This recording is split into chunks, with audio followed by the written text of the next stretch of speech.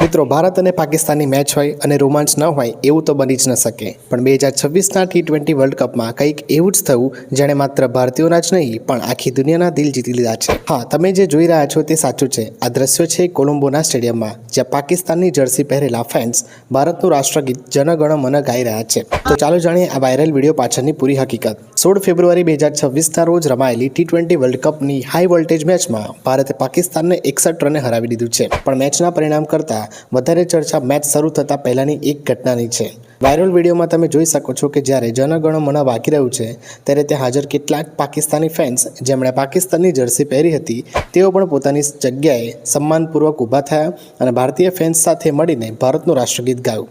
તો મિત્રો, આ વાયરલ વિડીયો છે તમારું શું કહેવું છે કોમેન્ટમાં જરૂરથી જણાવજો અને વિડીયો ગમ્યો હોય તો લાઇક કરજો અને ચેનલને સબસ્ક્રાઈબ કરવાનું ભૂલતા નહીં.